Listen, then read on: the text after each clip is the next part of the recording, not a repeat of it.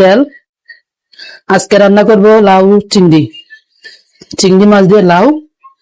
খেতে কিন্তু অনেক সুস্বাদু, সবাই জানাবেন কেমন হয়েছে। দিব একটু পেঁয়াজ দিয়ে হালকা লেড়ে দেব। দিব একটু মরিচ বাটা, আমি আবার সবসময় বাটা মরিচ খাই নিজের হাতে। সামান্য একটু রসুন বাটা দেব, একটু মরিচের গুঁড়া দেব, একটু হলুদ আর দেব লবণ দিয়ে একটু লাড়া দেব। অবশ্যই বন্ধুরা জানাবেন কেমন হয়েছে লাউ চিংড়ি। আপনারা পাশে না থাকলে, আপনারা আমাকে না কমেন্ট করলে, ভালো হইলে না বা খারাপ হইলে এগুলো না জানাইলে বন্ধুরা আমি কিভাবে বুঝবো যারা আমার রান্নাটা ভালো হয়েছে কি না হয়েছে। বন্ধুরা আপনারা সবসময় পাশে থাকবেন, অবশ্যই জানাবেন। না জানাইলে, আপনারা পাশে না থাকলে তো আমি তো রান্না করছি, যে এত কষ্ট করে রান্না করলাম, এটা কিভাবে বুঝবো বন্ধুরা যদি আপনারা আমাকে না জানান। ভালো থাকবেন। এরপরে দিব চিংড়ি মাছ, তারপরে চিংড়ি মাছটা হয়ে একটু আসলে তারপরে লাউ দিব।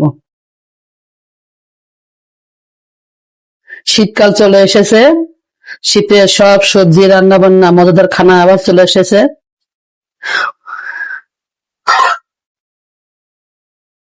চিংড়ি মাছটা হয়ে আসছে, এরপরে দিব লাউ। লাউ দিয়ে একটু লাড়ি দিব।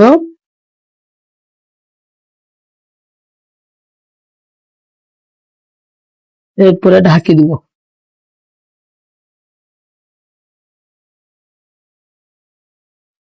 একটু লাড়া দিব, লাউটা কেমন হয়েছে দেখবো।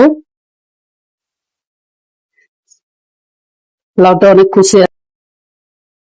লাউটা দেখবো হয়েছে কিনা।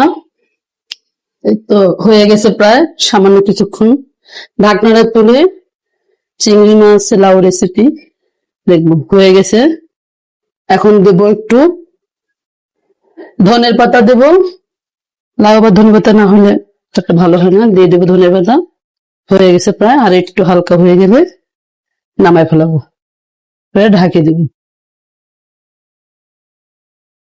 লাউ হয়ে গেছে, দিব একটু জিরার গুঁড়া, জিরার গুঁড়া দিয়ে লাউটা নামে ফেলাবো। লাউ হয়ে গেছে। অবশ্যই জানাবেন লাউ চিংড়ি মাছ কার কার পছন্দ, কেমন হয়েছে অবশ্যই কমেন্ট বক্সে জানাবেন।